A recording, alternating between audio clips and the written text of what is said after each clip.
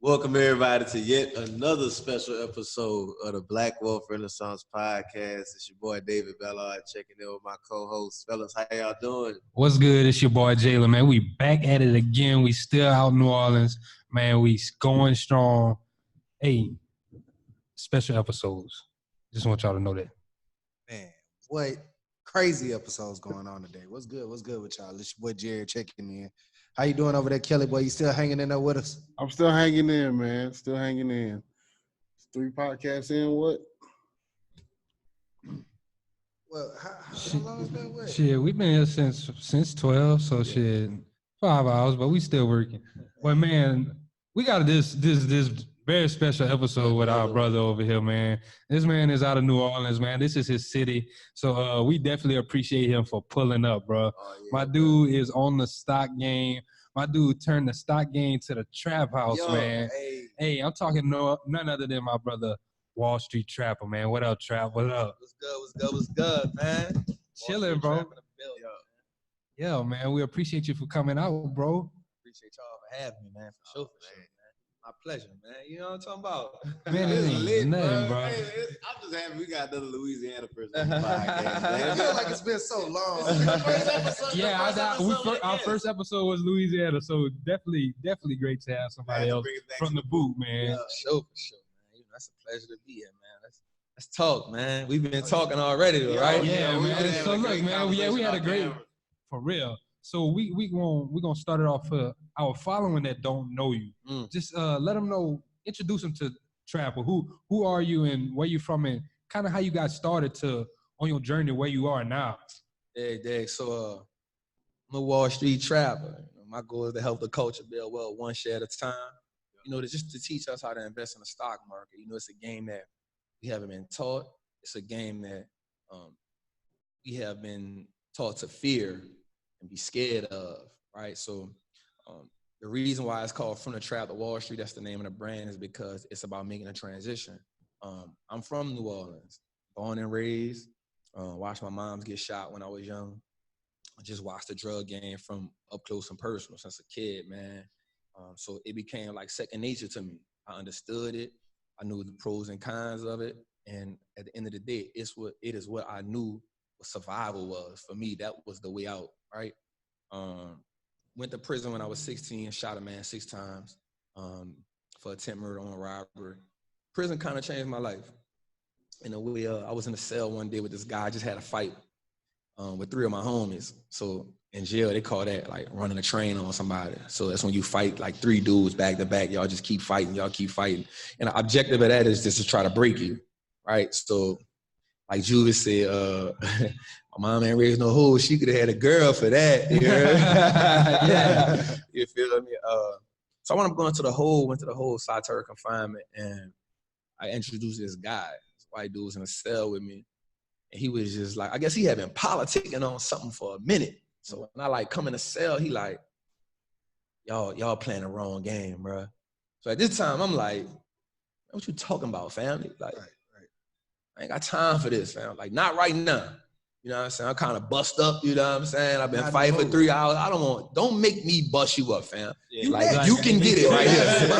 Anybody can get it right now. One-on-one, like, you can get it right now, family. I feel like I ain't get off like I wanted to anyway, but he was like, nah, I don't mean no harm. I don't mean no disrespect, fam. But, like, he was like, man, y'all playing the wrong game.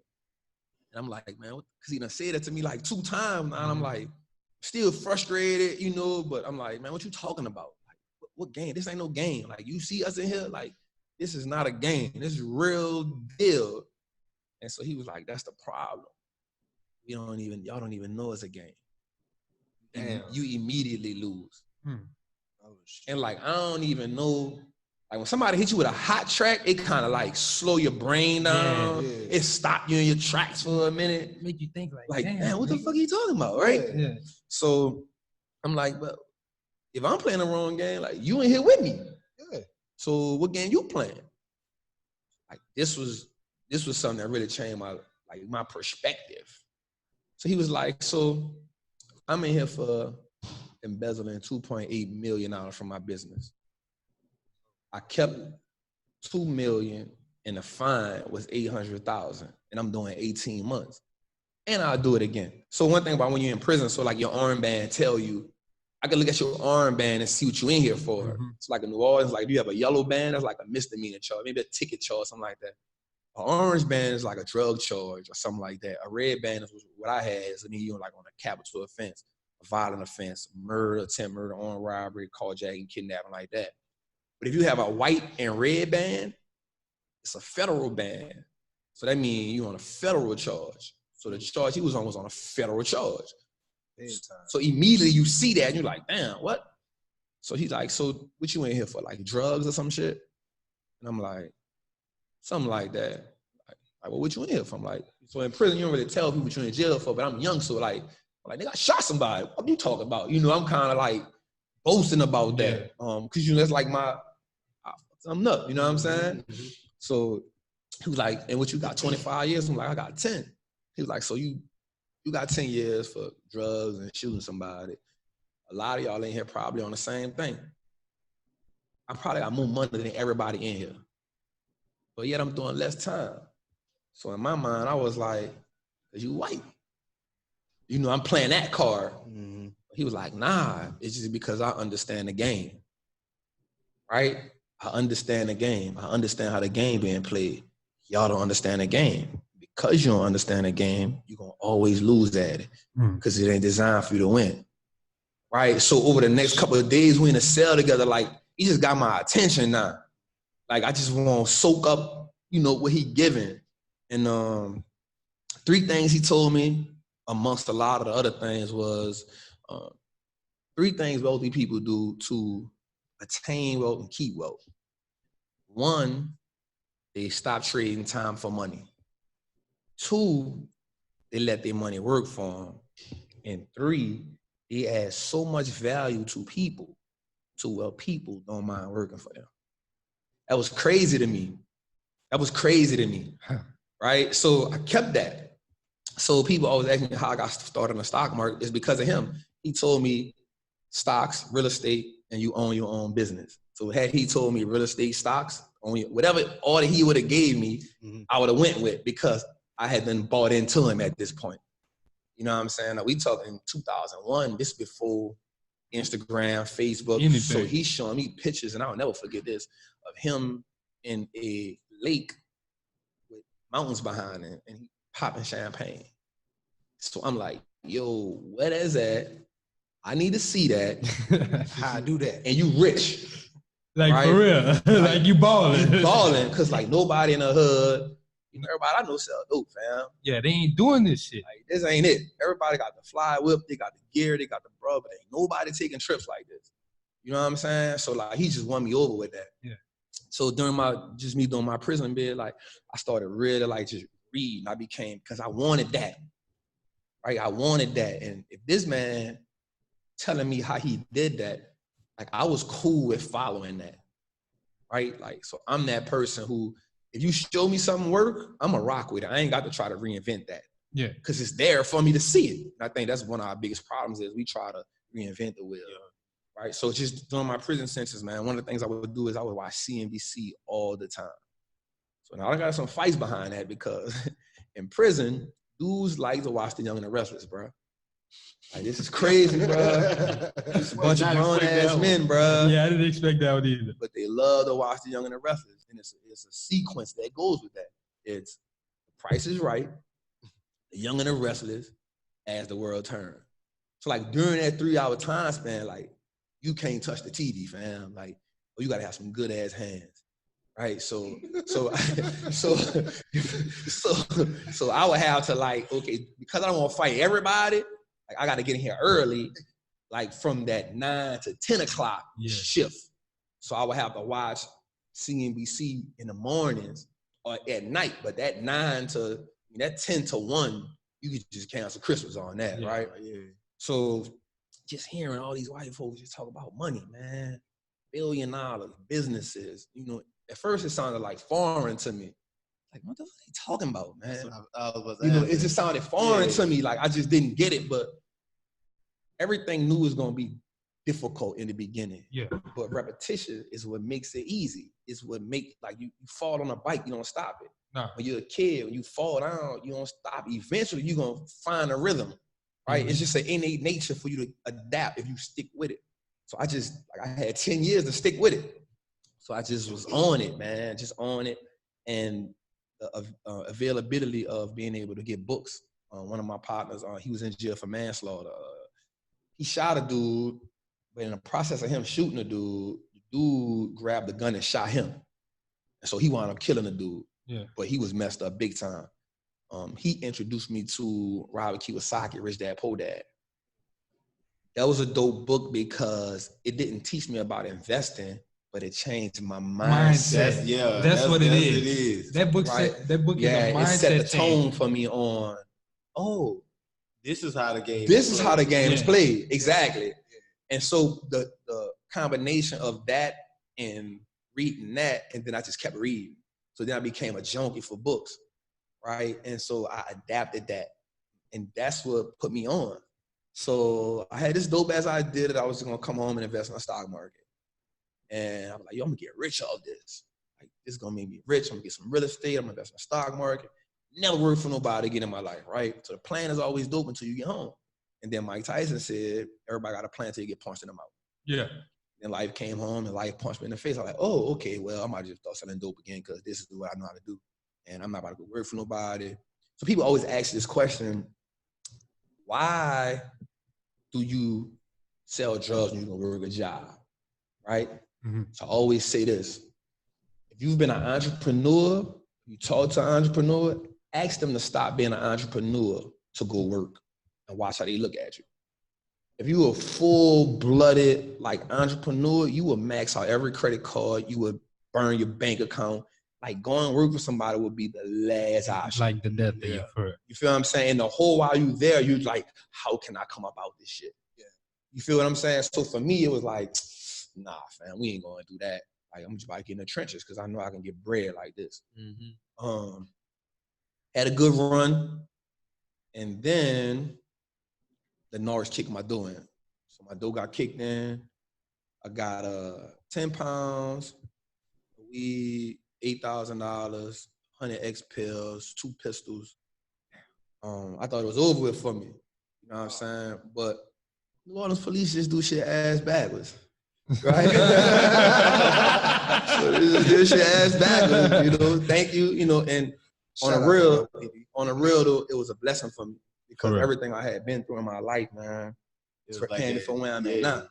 So what happened was when they pulled me over, I had an Escalade truck, 2009. They pulled me over and everything, they didn't find nothing in the truck. So they brought me to my house. So that's the illegal search and seizure. Yeah, they didn't have no warrant. So when you bring me to my house, I didn't let them in. So they kicked the door in and nothing was in plain view. So they searched the house to find everything. No warrant, nothing. No warrant. Nah, it cost me 50 bands. It cost me everything I had been hustling for. Everything, every dollar. But this is one of the things why hustling made me not cherish money. I don't value it like that. I understood it. Because if I had $1 million, I would spend that $1 million for my freedom. Feel what I'm saying? Yeah. Like, and so one of the things I preach now is freedom. Like you buy back your time when you invest. That's my favorite saying, buy back your time. In the process of getting found out guilty, blessing, I just had this epiphany like, I gotta change it. All right, but I don't got no money. So instead of hustling, I started robbing. Right, because I was like, all right, we ain't about to stand on no corner. Like that just ain't about to be it. So we gonna just start robbing dope dealers because they can't tell the police. Yeah, I mean, all right, so we gonna ain't no investigation. Yeah, we gonna just get busy like this. And but I was blessed too because I learned how to weld in prison. Mm-hmm. And so I actually, to get off of the street somewhat, I started, doing iron work. Yeah. Right? Because I was like, okay, this kind of dope right here. Right? Just being 200-300 feet in the air. This was like a different kind of thrill that I was chasing. Yeah. So I was able to start investing my money a lot, but still I was like, this shit is not it, yo. Like I gotta listen to somebody. So I started leveraging my money. Every dollar I would make, you know, if I get a check for $1,500, I'm investing $700. I was buying my time back because remember, the dude told me, learn how to make your money work for you. Stop trading time for money. So the whole while I'm working, I'm investing because I knew as long as I can make my money work for me, one day I may come to work and dude may be on some shit that I don't like, and I can be like, man, I'm gonna holler at you. Yeah, like, Right? I'm gonna holler at you. I don't need a job. Because one thing with people when you got a job, it kind of hold that over your head. And it's not that you necessarily need a job, but the inconvenience of looking for another job, paying your bills, shorty gotta eat.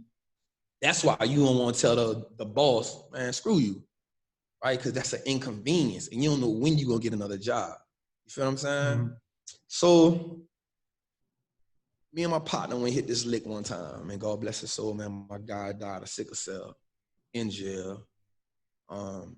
We hit a lick one time. We hit a lick for like $80,000, and it didn't turn out right. So I wound up having a gun on my head, and I turn around and I see the dude with the pistol to my head, and I'm like, okay, I don't want to look at it. If he gonna knock my shit loose, at least let me just turn my head and let him knock it loose from the back, and I ain't gotta feel it. And I was in the safe, and then I just saw my partner came. He was like, nah, yo, lay it down. So I'm like, oh shit. All right, so we get out of that situation, and I think we made like $8,000, and I gave it to my partner. I was like, I'm out, son. Like, I'm good. He was like, nah, bro, you know, shit go wrong sometimes. I'm like, nah, fam. Nah, I think I'm Like, straight nah, on that. this is the last one. That is it. Because I was known for that. Like, my homies were like, we need a lick. Like, man, let's go holler at Free, man. Like, I know he got a lick waiting in a cut. So I was like, nah, man, it's it. So I really went home, and I was like, all right, Allah, what you got for me, fam? Like, you know, I'm a hustler. You know how to get it out the mud, but what you got? And then immediately it was like, you playing the wrong game. Started taking investing serious. Started really learning it. Started really reading. Started really like paying attention, locking in, like letting it like see it. And one of the things about the stock market is if you pay attention to it, really, it shows you how to run a business. Because you looking at businesses all day. You looking at CEOs talk about their business. You reading their business, their cash flow, their income. You reading what they doing to manage their business. You're reading what they doing to promote their business. You're reading what they doing to in the future for their business. You reading all this. You reading it. You looking at it. And so now I was like, oh, okay, I can start a business like this. Okay. Followed the blueprint. Had a t-shirt line. Started investing in the stock market really strong. Went to the hood. Like, I'm gonna test it out. That's how I started Wall Street Travel. Go in the hood, tell my partner, like, yo, like, son, you got them Gucci's on, man, it's nice. But check this out. What if you can own Gucci? So my partner, like, man, what the fuck are you talking about, man? You tripping, bro. You always on some smart shit. Yeah. Like, nah, check it out. It's a company on the stock market called Karen Group. And they own Gucci, they own YSL, they own Dior, same shit we go to the club and pop, same shit we wear, they own that. So just picture if we owned it and we went to the club, that's a whole different kind of flex. So my partner's like, oh, Yeah. Hold on, nigga. hold up. You know what I'm saying? So for me, I used to love Louis Vuitton and Fendi. Like, that was my shit. So I tell my partner, like, look, son, same thing. I got this company called LVMH. Like, they own Louis Vuitton, they own Fendi, they own Henny, they own Moet. Picture, we got all this on, and then we go in a club and you buy a bottle of Hen. You own that business. So somebody tell you why you got all designer shit, you can say, this is my business. And they're gonna ask how. You can show me on the stock. My partner's like, nigga. So I remember one of my partners, he told me, like, bro, you really a square in the street nigga body, bro. Like, how did you think about this? I'm like, yo, you get it? Like, I get it. And so once I understood that the streets got it, I was like, oh, I got something. Yeah. So I started the Instagram page. A friend of mine, her name Akila, she has a hair product. And I remember she made her first $1 million. She was like, Free, you should like make this a business for real. Like, you should run this. So shit, here we are a year later. You know, the We're rocking with me, you know what I'm saying? So that's the birds of the Wall Street trap, you hear me? Man, hey, I ain't gonna lie. That was amazing. Hey, man. I can tell stories good, but I was in jail. Hey, bro, but You that gotta was tell still like that a at 2 in the morning. that was still like a good ass like follow through, bro. And like it shows people that you ain't gotta have $1 million to be a person to become educated or to start chasing that wealth or to really just make a change and make a difference in somebody's life. Man, not like one of the things that we don't realize, we think you need a lot of money, right? Don't. One of my partners told me this, and he said, "What's the difference between my life and a millionaire?" I was like, $1 million. That's the difference. What you talking about, family? You dig? But he like, nah. He said, so take away the money. Take away the exotic cars. Take away all that. What do we have in common? Like, I don't know, because you definitely don't got $1 million, man. Like, that's for sure. He was like, but nah, I got my freedom. Like, he got his freedom. He can take a trip. I can take a trip. Feel me? He can go where he won't go. I can go where I won't go. Feel me? So I don't need to have $1 million to still be free. And that shit registered hard to me. That shit hit me hard. So you don't necessarily need a lot of money to be financially free. You just gotta understand what your level is. You know what I'm saying? If your level, because look, I just told you I was making $130,000 a year doing ironwork. Yeah. I literally know dudes that live paycheck to paycheck. Yeah. And I could believe it. Because they maxed out. Yeah. They maxed out. Like, they literally asked me, man, how do I get out of debt? I'm like, dog, I'm not a debt credit person, fam. Like, I don't even know because I don't live my life like that. Remember, I told y'all, I'm not the person to tell you live below your means.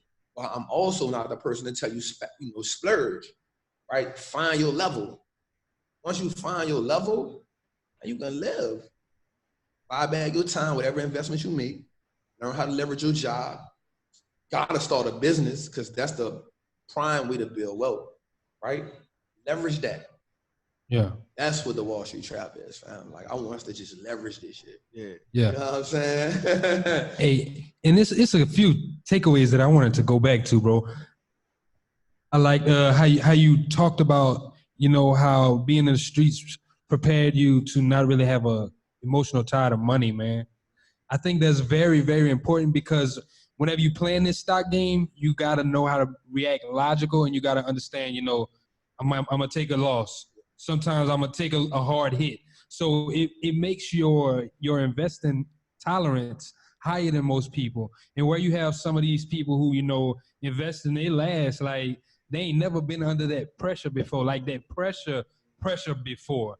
So it allowed you to, be more successful and really just play the game harder than other people would play it. Yeah. So I was looking at my stocks this morning, and my whole portfolio looks good except for 3 stocks. All of them are weed stocks. Like, they down. Yeah, they down. Hard. Right? Yeah, I got a few that's And down. like, they down, like, one of them down like 35%. Yeah. Another one down like 22%. I got 4 weed stocks. But I was like, well, when Monday come, I'm gonna just buy some more. Yo, That's what I do too. Same shit every Monday. Right? Like, I'm gonna just buy some more, market overmags up. Because what happens is, in the streets, your idea of money is it comes and goes. Mm-hmm. Right? You already taking a risk. You're already risking it, yo. Like, I'm risking it every day for every sale I make, for every hour I'm on a block, for every time I hop in the whip and serve somebody. I'm already taking a risk, right? And I'm willing to take that risk for the return, right? So the stock market for me is the same exact way. This time I can't go to jail. Yeah. I can't get shot. Worst case scenario, you I just lose a little money. Yeah, that's it. The dope thing about that is this, though. And this is why I teach research, right? Because if you learn how to properly research a business, you don't necessarily lose money until you sell it. Mm-hmm. Right? That's when you lose your money. On paper, it's still there, right? So even though my stocks are down, those 4 week stocks are down 40%, still have the bread there. Yeah. Right? And until it says -0, I'm still in it. Yeah. Right? And I have 5, 6, 7, 8, 9. I have years for that to bounce back. So I'm not tripping. And because I did the research, I understand these businesses. Yep. I've built that relationship with this business. I understand this business. So I know that the reason why these stocks are down is not necessarily due to the business. Yeah. Right? It's things outside of the business that's causing this to happen. So I ain't panicking. So in the stock market, I think because people don't understand it, they think once the stock drop down, well, I gotta sell it. Don't really do that if you ain't did your homework. You know, you lose. Yeah, you lose. That's the perfect time to buy because it's like a discount. I look at it as a discount.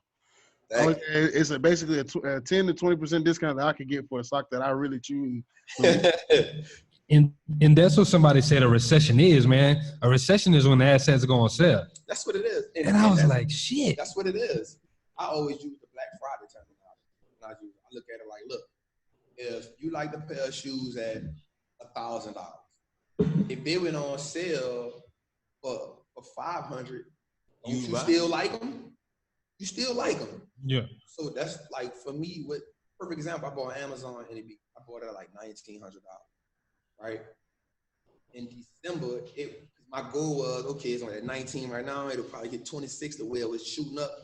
And then it went from 19 to 13. And in my mind, if I like it at 19, I damn sure like it at 1,300. Yeah. You know what I'm saying? So I went from 3 to 6. You know what I'm saying? So that's in anything with building wealth, yo, you have to be willing to take that risk. But it's a calculated risk. The mindset got to change in order to build wealth, yo. The mindset has to change into abundance. It has to change into knowing. It's just like the streets.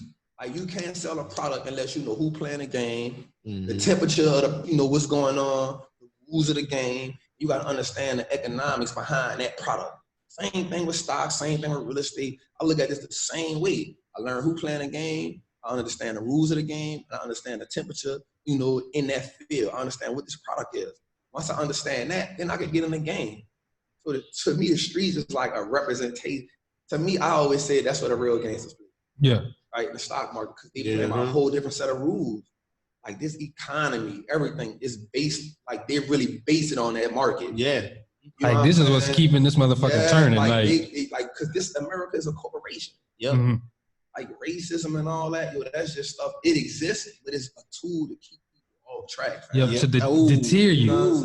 Hey, let's talk about this. That's what it is. Let's talk about this because I was actually listening to Xavier's podcast and that kind of got on this topic. With the whole setup of the economic system and the political system. So the economic system, it serves business owners and investors. And the political system serves to keep people of lower classes, not just black and white people, people of lower classes oppressed and fueling this economy that we have. So, like, I'm trying to see where I'm trying to go with this, man. Cause I'm following you though. So you got the economic side, which is for the investors and the business people, and then you got the political side, like you're saying. That's the show. That's that damn carrot that keep you distracted from the actual workload. It is. And that's understanding the game. Like once you get those two aspects of it and understand that, like, because we talk about race a lot, and us as black people, want to help black people. We want to uplift our race, but we can't get so focused on race that we overlook that we can still make money with other people too. Yeah, and it's not just always a black-white thing. Be emotionally tied to racism. Emotionally tied to like we got an emotional connection with it. Anytime somebody speak about racism, immediately we just get like, yo. Like you gotta walk on eggshells when you talk about this, right? But even in the school system, like in school, they don't teach us. Like they start off Black history with slavery, right? So that automatically gives you an eye, like, oh, this is where we come from, right? So you already gonna connect with it on a certain way. So now you see a white man or a white woman, so looking at them sideways, Are you looking at them? You feel a certain way about them. That's design. That's design. Because I can promise you this, family. I can promise you this. Once you touch another echelon of people, the race don't matter. What kind of business you can do? Yeah. What type of value you can add to this person? Like, what type of business you can do, fam? Like, do you know the language? Yeah. You feel me? Like, if you know the language, you know the rules. Again, do you know the rules to the game? That's when you're on the right side of the game. Do you know the rules of the game? Yeah. When you know the rules of the game, I don't care what color. Can you make me 100 million? Let's talk money. You feel me? Yeah. Can you make me that? If you can't make me that, I want to talk to you. You shouldn't even be at this table. You feel me? Like, that's the game. That's the game we need to understand. Same thing with TV. You look at the news. What do they always show you? The worst shit. The worst shit you could ever see, man. Black man getting shot by that. Black man getting shot by this. Black man getting shot by that. Why? Because if I got a bunch of people who angry, if I got a bunch of people who mad, right, then I can do this over here. People ask me about the president all the time. I'll be like, dog, check this out. Say this is crazy. The only president ever did something for the hood was Ronald Reagan, fam. Reaganomics. And if you don't know what it is, go look it up. You feel me? Mm-hmm. Like, other than that, fam, like, no president ain't never changed the hood for me. I'm not saying he was a good president or whoever was a bad president. Every time I walked out my house, the hood looked the same. You right. Yeah. The hood looked the same. It ain't even affected. Like, so the only people who change the hood is the people in the hood. Yeah. And that comes with education. Yeah. Let's go. That comes with financial literacy. So people don't know why they're not going to teach us that in school. Yeah. Why would they teach us that? Why would they teach you how to do your taxes? Why would they teach you how to start a business? Why would they teach you how to invest in the stock market? Why would I teach you this? Because if I teach you this, at that point now, you can become self-sufficient. That is not what we breeding over here. We are breeding people who need to work. You work, you pay taxes, you keep the government going. And you keep making me money. Keep making me money. So if I teach you how to invest in real estate or stocks or do taxes or build your credit, you're going to teach that to your kids. So now I got a whole generation of people who don't need me no more. I'm not going to teach them that. Prime example. I just said this. Look at a lion. He what? Top of the food chain, right? Mm-hmm. Does the lion go tell the impala or the gazelle or the zebra this how to get away from me? No. You know? Why would he do that? If he do that at that point, he's no longer the top of the food chain because they're gonna tell the elephant, yo, this the lion weak point. This what a lion hide at. This what he looking for, right? So at that point, now the lion got to be a vegetarian or he gonna die out or some shit. Yeah. Right? So I'm not gonna teach you. Same thing, yo. They are financial predators. And if you don't have the knowledge, you're gonna be a financial prey. All you're gonna do is go to work, go to school, and teach your kids that. Retire at 70, die in about 10, 15 years of less money you was making, and you're gonna keep that cycle going. You're gonna keep it going. That's the game. That's the game. Get mad at them for not teaching us. Teach yourself. It's out here. Yeah.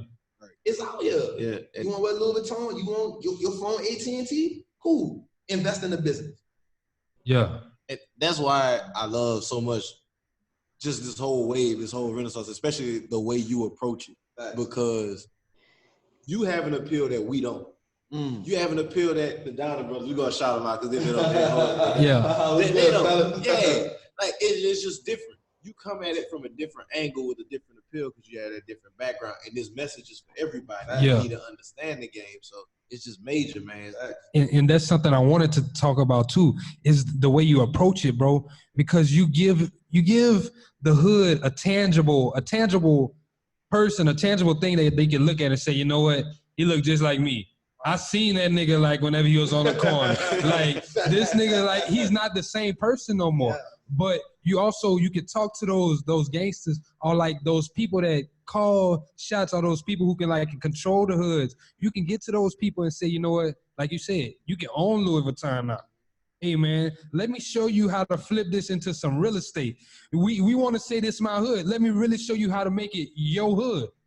Let me show you how we can really change some shit. Like I'm pretty sure whenever y'all was coming up, niggas don't love struggling, man. No. We hate that shit.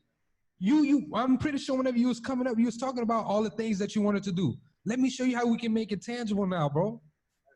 And you have that appeal. And I love that, you know, you can transform it to that way to where it's like our brother, our sister, our cousins that's really can know, that's not grasping it and say, you know what?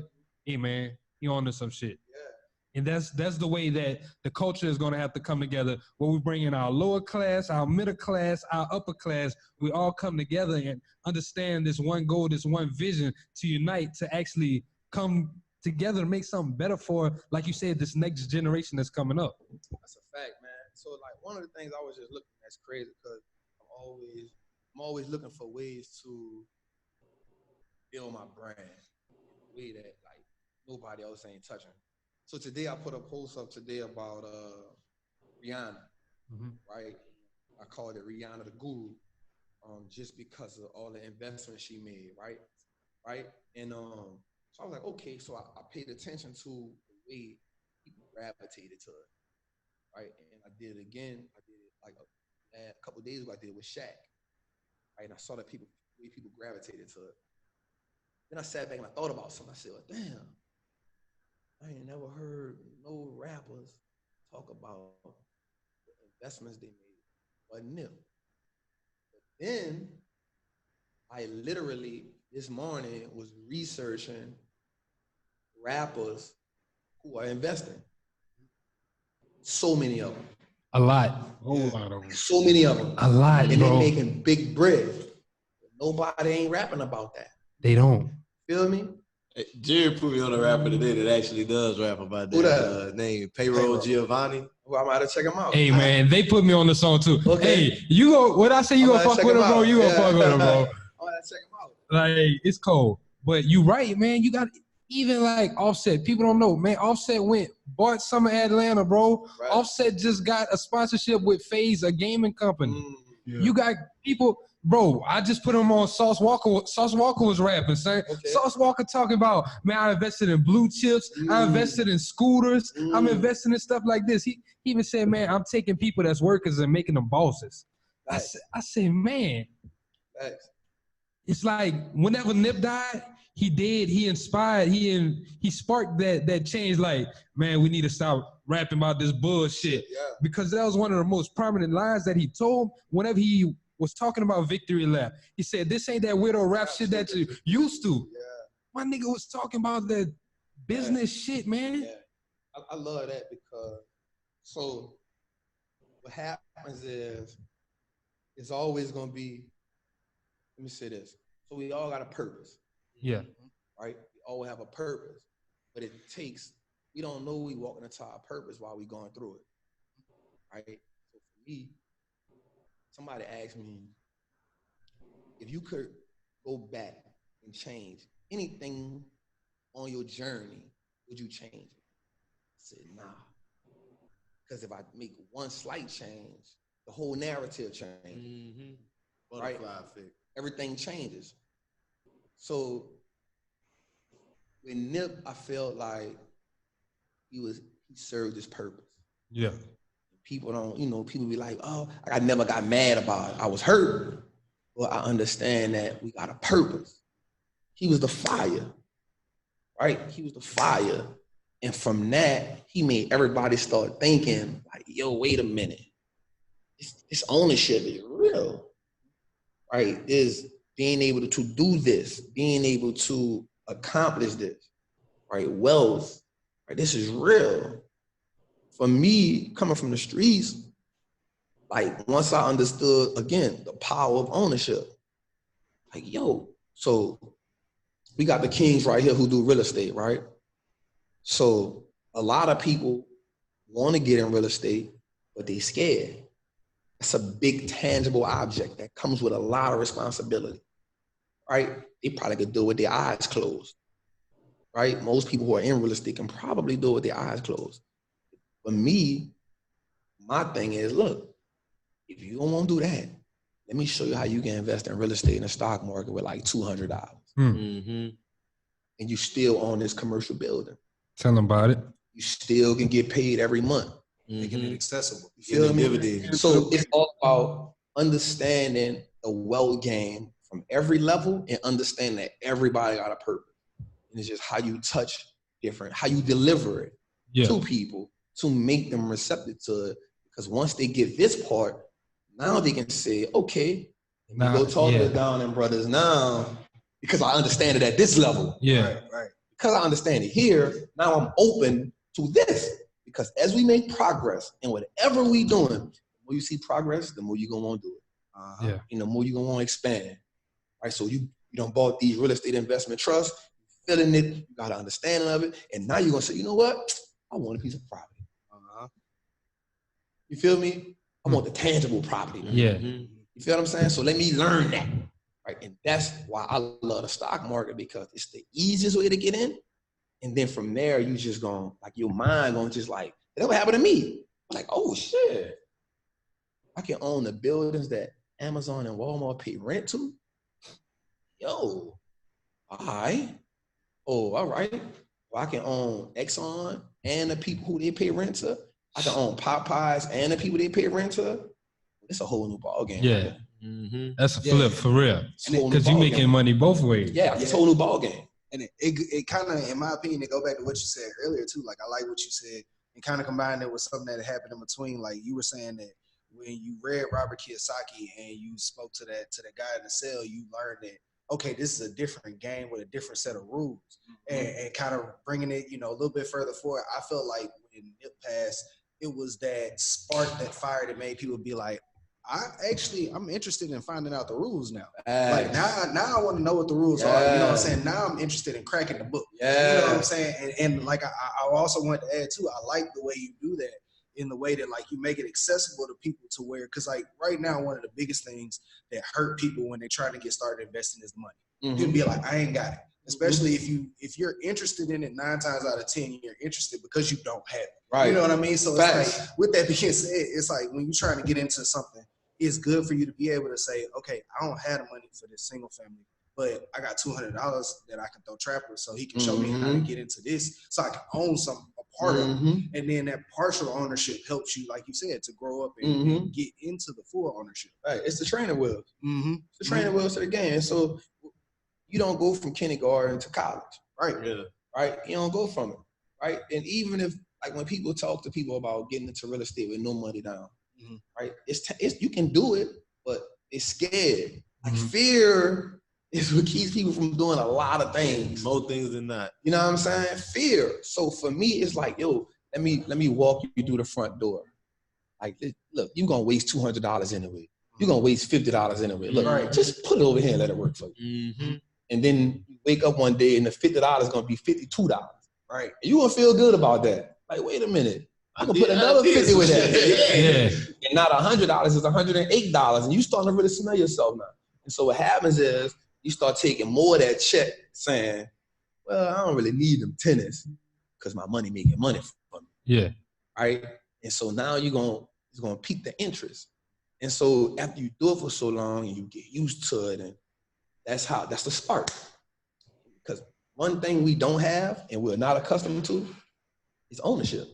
Yeah, it's ownership. You go in any hood right now and probably find an Audi, find a Benz, right? You can find some foreign shit. You can find somebody with a closet full of foreign shit, right? You can find a bunch of maxed out credit cards. Ask them how many assets they got, right? 0. Right? Probably can take all that shit together, might be like $10,000, $15,000. I probably can get that to them kings. They can probably do magic with it.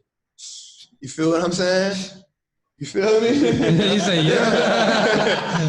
They're going to do magic with it. But because I was never taught it, and because me buying that is the escape. That's what makes me feel good. Yeah. Like that would make me feel like I got money. And that's the thing. So when you're a consumer, you're no worse than the dope fiend. Oh, definitely. Ooh. Definitely. You're no worse than the dope fiend. Ooh. Feel me? You're addicted to that. You need a high. Yeah. You need a high. Every time you buy that new and Gucci so belt. that's why I got my thing called Meet the Plug. Let me plug you in. Yeah, because as long as you go on a Target every day, you go in there with $50, you leave out with $250, you went into the plug. Yep. Right? You got that fixed. Every time you get paid, you need to go to Amazon, you gotta buy something, you need a plug. You add it. With a Walmart with I'm gonna spend $50, you come out with $200, you add it. You ain't no different than a dope fiend. You just got a different addiction. You feel me? So what happens is we gotta switch it. How do we switch it? How do you go cold turkey? You go cold turkey when you start putting it in some income producing assets. Yeah. Right? So, this how that go. Well, this is nice. You know what I'm saying? You get that dividend check. Oh, this is nice. You know what I'm saying? So it's the mindset shift that has to take place. I just want to I love that so much because I want to give my testament to go with it because I know you're right. Fact. Like I know you're right. I felt it. You know what I'm saying? Like, so I do peer-to-peer lending. Prosper. We were talking about that before we started, and they can attest to it. I texted them out the blue like, hey, because I had put about a year ago, I just put $150 in there. Just fuck it. You know, I'm gonna spend that anyway, and just left it there. Right. And then I look back a year later, and it done gained $25 worth of interest. I said, hold up, wait a minute. And it's kicking back $5 a month. Whoa, hold up. Yeah. What is this? And the bank, the bank ain't doing shit like that. And I know the bank ain't doing that, so I text them immediately like, hey, I'm going to check this Prosper shit out. Yeah. You know what I'm saying? But it's like, you get to seeing it, and then after I saw that progress, like you said, I saw that progress, and it was like, oh shit, hold up, I get paid, I can buy a couple of notes. Yeah. I can put $25, $50 more in there. Hold on, I'm gonna keep doing that. Yeah. You know what I'm saying? Now I'm up to, it went from $150 to now I got $400 some in the account over a couple of months, just because I was like, any extra money, shit, especially, and that was another thing we were talking about before the episode too that I wanted to hit on. Like when people have that urge to spend, because like so much about that, in today's society, people have that urge to spend, and they'll be like, man, shit, I want to buy something. I just got paid. I'm feeling good. I want to buy something right now. When you got that urge or that feeling, one thing that me and the traveler was talking about was like going and getting you something like a Prosper, going and getting you something like a stash account, a Robinhood, where you can just throw some money in there, and if you gotta buy something, go buy you some stocks. Yeah, something to take the itch off, something to take that edge off, and because we've been programmed to be consumers, right? So they always, so I always go back to the streets, y'all, right? Yeah. This what you know. This your life, man. It's easy to relate everything. So when I get a product, the first thing I gotta do is I gotta give some shit away for free. Right? Because once I give it away for free and it's good, you're gonna keep rocking with me. Yeah. You're gonna tell your people about it. Right? So it's free promotion. Right? So what happens is we work 10 hours, 12 hours, 8 hours, 40 hours, 50 hours, 60 hours a week, right? The only way we can get a reprieve from that by spending some of that money. We gotta feel like I didn't just work all these hours to pay bills. Yeah. Right? So we gotta that's our way of decompressing. I got this drink, I need this drink. You know, I need them shoes. I need this, right? That's the way, that's the self. That's that little momentary gratification you need to get that monkey off, right? So how do we fix it? For me, it was, okay, every time I want to go buy a pair of Louis Vuittons or something, I'm just going to buy that product. I'm going to just buy that product. I don't care what the cost was. And this is the great thing about the stock market, y'all. Like, dope shit, let me say this. The stock is always cheaper than the product. Say that again. The stock is always cheaper than the product, fam. I know Nike going for like $47 a share right now. So like that was my thing all the time. Like, yo, buy this product right quick. Let me go buy this stock right quick. That's how I really got into the game. Let me just go buy this product. Let me go buy this stock right quick. And so now I don't got the money to spend on that because I bought the product. I bought the stock. So I was like, okay, well, I feel good. You know, so now, you know, when I got my iPhone and I'm talking about, this iPhone 11 is about to drop, this thing popping. And so when people tell me, man, you promoting for iPhone like that is your, I do own it. I own $5,000 worth of it, family. 40 shares of it, family. You know what I'm saying? Like, I talk to them. Yeah. So now when they do the report and they say, well, iPhone sales went up 2% or 6%, in my mind, I sold about 6 of my iPhones because I was telling people how dope it was. Ooh. You feel what I'm saying? You feel what I'm saying? So like I rock with businesses that I flex with all the time. You feel what I'm saying? Like, that's how that was my initial mindset when I first started. Now, don't get me wrong, I made a lot of mistakes in the beginning, but I didn't care. Because I knew if I stayed with it, I was going to get it. You know what I'm saying? So, like, I tell people who like Starbucks, this is a question I do people all the time. I'm like, do you own that? What are you talking about? Like, do you own that? Because you promoting that. Like, even when I see, like, I know with rappers, right? They got all these Louis Vuittons and these double G's on. I be like, yo, man, just imagine if you own that, family. Like, and stop being, stop settling for the take this free thing and sell it for me. Which I love what Beyonce and them did. Right, what she did, she was like, nah, I don't want the money. Like, give me the stock. Give me the ownership. Yeah. Give me the ownership. I don't want the money. I got enough money. Yeah. Give me the stock. And then she cashed off her 300 M's. And I just found out, the little watermelon waters that they got? You ever saw them before? It's this new water brand. You saw them before, King? I didn't see them. She got ownership in that. Oh, wow. Equity. Let's go. Like I told you, I just was like researching, like, yo, I want to see how many artists, and it just was popping up like, damn, all these things, nobody ain't talking about that. No. Right? It's a lot, man. Yo, that people investing. So my thing is, like, all the dope. So hold up, let me say this. So you remember when everybody, so let me tell you how dope the game is. I told you, you got to learn the rules of the game. If you learn the rules of the game, you play the game different. So you remember when everybody was like, you're going to just boycott Gucci. Yeah. Right? Remember everybody was saying that? Yeah. Let me tell you how dope the game is, right? So these people, like, be 10 steps ahead of us, right? Because we don't know the game. We just react off emotion every day. Oh, they did some fucked up shit. I ain't gonna buy this shit no more. That shit gonna last for a while. So check this out. All the rappers telling us, we ain't wearing Gucci, right? Don't wear that. But they not telling you, okay, well, don't wear YSL neither. Don't wear Alexander McQueen. Like, don't wear none of that. Dior, because the people own all that. There's only 2 luxury brands, LVMH and Karen Group. They own 70% of all luxury brands. I did not know that. Yeah, so you got to stop wearing all that, right? But check this gangster shit out. So companies have insurance on their stock. So when you boycott a company like Gucci and it causes the stock price to fall, you know what they do? They file an insurance claim.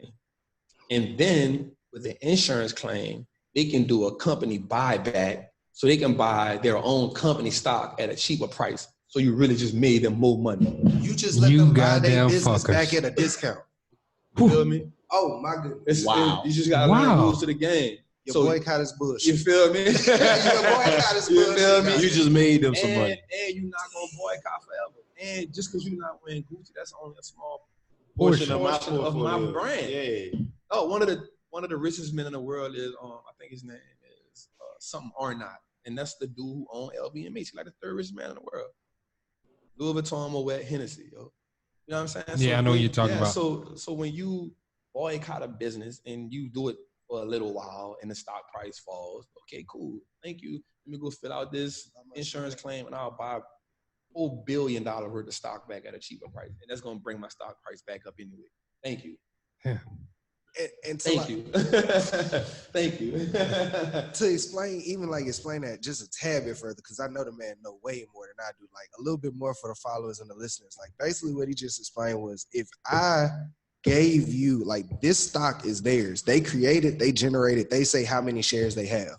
So when they turn around and they buy some of theirs back at a cheaper price, now they can turn around and when the company is back up, like I just bought it back at $40, I can turn around and flip it now for like $200 when the company back up per share. So you just allowed them to buy their ownership back and then flip it back and sell it to you for higher. Yeah, it's pretty much how I go. So when that's why I tell people like that, we react off emotions and we don't be knowing the rules of the game, and then it's so cool with just being followers.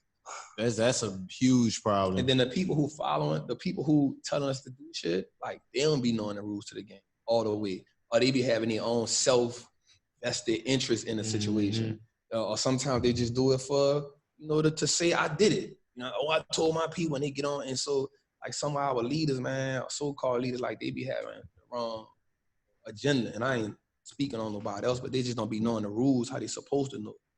You know what I'm saying? And so for us, we got to educate ourselves, man. That's just one of my things, man. Just educate ourselves on One of the books that everybody should get is called the Black Law Dictionary. Black's Law Dictionary. It's a big book. It's a huge book. I paid $290 for it, but it's a dope ass book. It just break down laws that you really need to know about just walking around in this society. Like, it's a difference between driving and traveling. You know what I'm saying? It's a big difference. It's stuff like that we need to learn. Like, if you traveling, you don't need a license. If you driving, you need a license. If the police pull you over and you don't know the difference of what you're doing, then they can give you a ticket. You feel what I'm saying? Like, it's just shit like that, you know what I'm saying? Yeah, because if you driving, then you got some cargo. If you traveling, you're not. Like, it's deep, bro, but it's stuff like that. Even like addresses, like, these are not real. Addresses are not real. You know what I'm saying? It's a reason why you got to sign your birth certificate. It's a reason why you got to sign your license. That's a contract you sign. Even when you sign your license, that's a contract you sign. You feel what I'm saying? Like, like all that, like, and I ain't trying to go over and deep, but like, it's things that make this work. Make this. This is a big corporation, and it's rules, it's bylaws, right? And so you don't know it, again, playing the wrong game. Hey, that's a great way to pivot to the last section, bro. The last section of the podcast, we talk about what's on your timeline. And basically, is anything that you saw on your timeline, something that you want to speak about, something you felt, you just got to get it off your chest. It don't matter if it's some good financial stuff, some entertainment stuff, anything that you just was like, you know what, I want to speak on this. On my timeline, right quick. Yeah. Look on my timeline. Well, so one of the things I did, I'm not gonna lie, is I actually filtered and edited my whole entire timeline. So I have a personal page, and I got my Wall Street Trapper page, and I never go on my personal page. Same. I'll never get on my personal page. So my Wall Street Trapper page is nothing but uplifting people who on a mission. Yep. You know, that because when I go on there, even if I'll get, like, we all know, we get on social media and see this little thing, see this just little start scrolling. This is a mechanism, yo. Yeah. Like, this is a mechanism. So if I'm gonna be on here, I need to be able to say, whoever page I go on, if they on live, I can learn something. Mm-hmm. Right? If they got something, I can sit here and, let me read this. This is something that's gonna educate me. So I don't have people on my timeline taken away from me. Again, I'm fighting my ass off to buy back my time. Yeah. So anytime I'm on my timeline and you ain't adding to that, inadvertently taking away from my time. So, I don't know, man. Shit. Okay, so I see something. Rashada Scott, I follow the queen. She said the universe gives you what you want to manifest. I believe that. So I believe that whatever you put in the universe, I'm a heavy believer on that. I just told myself this the other day, what I told y'all about before we started talking. I said that sometimes we overwork ourselves in our purpose. Mm-hmm. We're only meant to do so much. The rest of it, we got to give it to the Most High, and we give it to the universe. And I believe that when you put it in the universe like that, it's going to come to you 10 times, tenfold. So that's something on my timeline that I want to talk about. Hey, I love it. I love it. I feel like that's the great way to just wrap up this episode.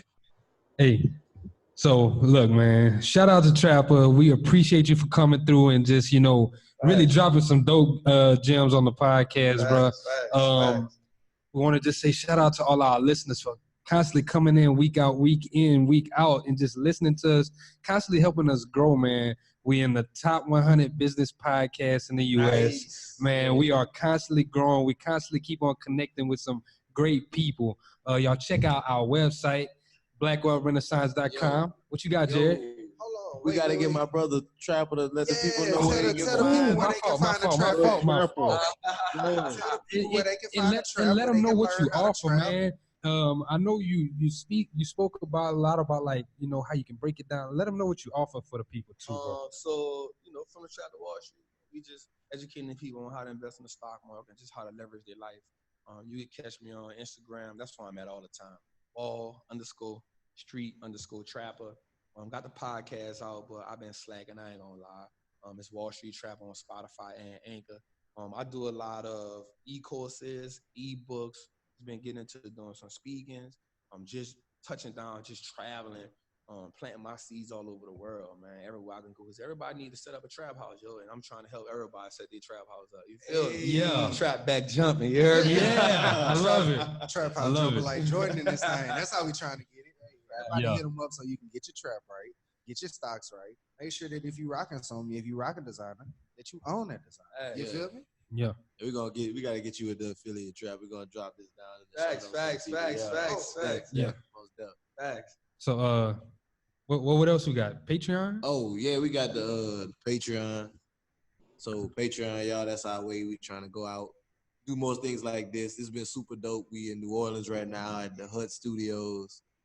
We just want to travel more, go do more different things in different people's communities, so that we can really provide the community with the tools and resources that we strive to provide y'all with. So that's something y'all interested in. It starts at $1. Got a lot of different content up there on the Patreon for your. It's just another way to interact with us more. Anybody got anything else? Black Nah, man. Investor Summit, May 2020. Oh yeah. Black Investor Summit, y'all be on the lookout for it. It's coming soon. DC 2020. Pressure. Like our brother said, 2020 vision in 2020. Yeah. DC So y'all know what to do. Y'all done heard it. You're gonna text Summit to 21,000. That's SUMMIT to 210. 000. Yeah. So with that said, it's Black Wealth Renaissance signing out. Peace. Appreciate y'all. Appreciate